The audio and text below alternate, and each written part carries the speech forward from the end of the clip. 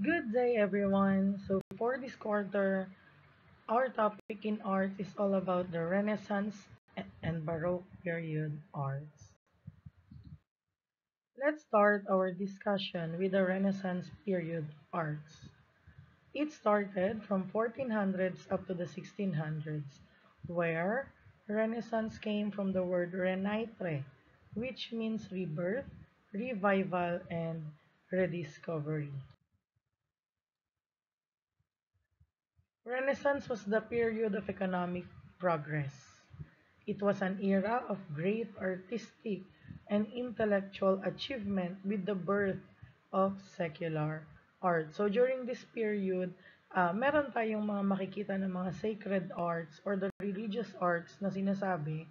And still, during the Renaissance period, there is the birth or the start of secular art or those artworks that are non-religious. Renaissance artists focused on realistic and humanistic arts. They focused on creating artworks that looks realistic as how human looks like in real life. The greatest cathedral building of the age was the rebuilding of the St. Peter's Basilica that can be found in Rome. Here is a picture of the St. Peter's Basilica.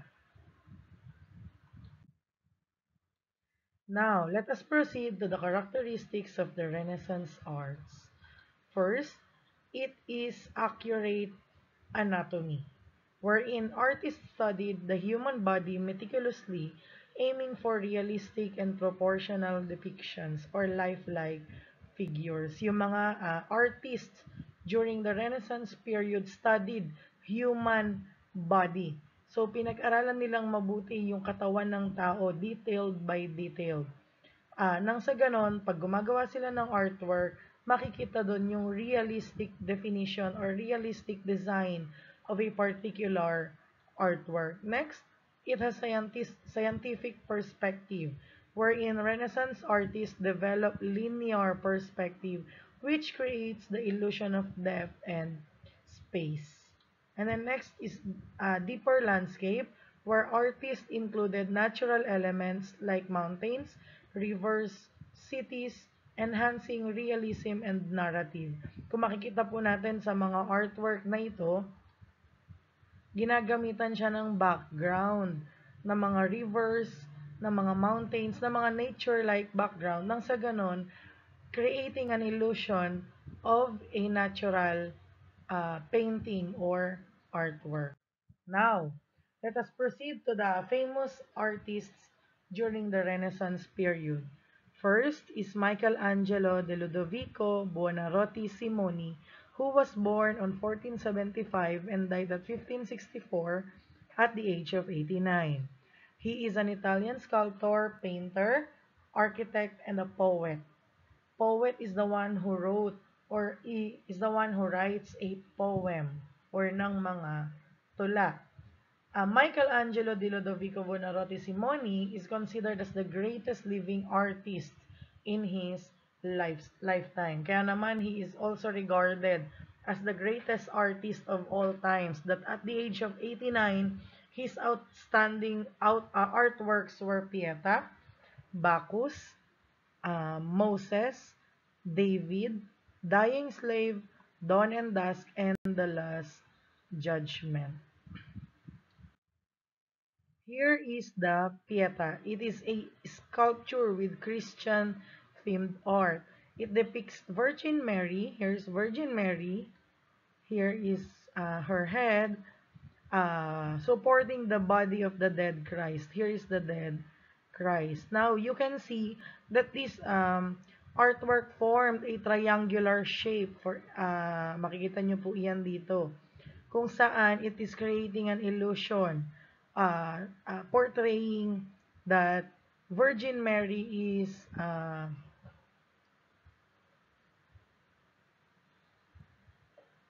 holding the body of her son, Jesus Christ.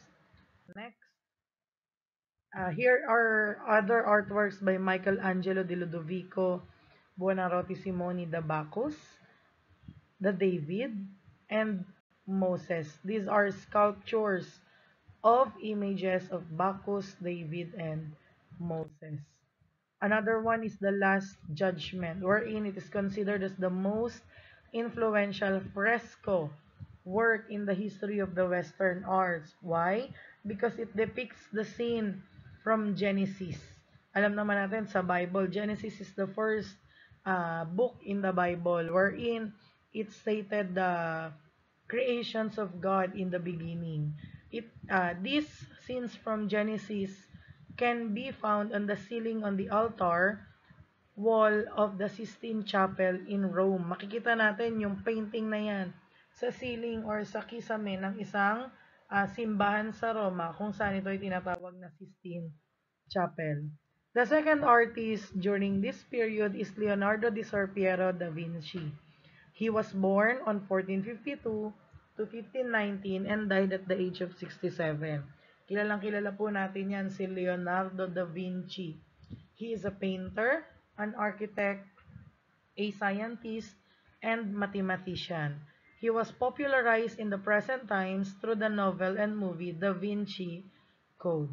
He was known as the ultimate Renaissance man because of his intellect, interest, talent, and his expressions of humanist and classical values. Remember, Leonardo da Vinci is known to be the ultimate Renaissance man. Some of the famous works of Leonardo da Vinci is the Mona Lisa, which shows a figure of a woman.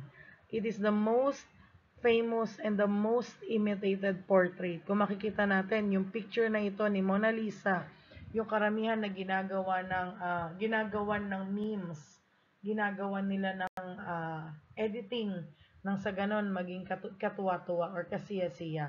Mona in Italian is a polite form of addressing originating as Madonna, similar to ma'am, madam, or my lady in English. Next of his artwork is The Last Supper. It is the most reproduced religious painting of all times. Karamihan ito pong Last Supper. Siguro ilan sa atin meron ito sa tahanan, maaaring nakapwesto sa kusina, kung saan yung iba dito ay painting, yung iba po dito ay uh, diamond, tawag dito, diamond painting or yung mga dinikit-dikitan ng mga beads. Or yung iba naman po, mga embossed sculptures. Kasi po ito ay isa sa mga pinakakilalang gawa ni Leonardo da Vinci. The next, another artwork of Leonardo da Vinci is the Vitruvian Man that shows proportion of a man. Kung saan balance na balance daw po ginagawa ang isang drawing ng isang tao and the Virgin of the Rocks. Next artist was Raffaello Sanzio da Urbano, or known to be as Raphael. He was born at 1483 and died on 1520 at the young age of 37. He was an Italian painter and architect of the High Renaissance period, and his works were admired for its clarity of form, linaw, and ease of composition, and for its visual achievement of interpreting the divine and incorporating Christian doctrines. Some of his works were considered to be religious in nature. Example of this is the Transfiguration, where it was Raphael's last painting, which he worked up to his death. Itong painting na to, ginawa na ito ni Raphael ng pinakamahabang panahon kung saan hanggang sa kanyang kamatayan, ito yung kanyang ginagawa. It shows a story told in the New Testament when Jesus is transfigured and become radiant in glory upon a mountain. The next, another of his artworks were Sistine Madonna in the School of Athens. Next of the artists during the Renaissance period is Donato di Niccolo di Beto Bardi, or si Donatello. He was born 1386 and died on 1466 at the age of 80. He was one of the Italian great artists of the period, an early Renaissance sculptor from Florence. So he was known for his bas relief, or it is a form of shallow relief sculpture. Example of this is the David.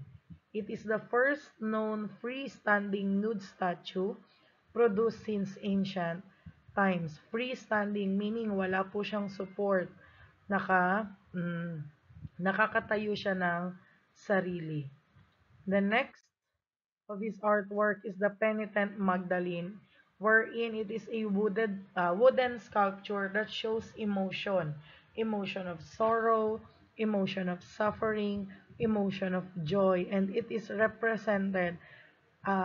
represents a gaunt-looking Mary Magdalene. When we say gaunt-looking, it describes someone who appears extremely thin, bony, or haggard. Sometimes it is due to illness, fatigue, or even malnutrition. Another sample of his artworks were statue of Saint George, the Equestrian Monument of Guatemala, and the Prophet Habakkuk.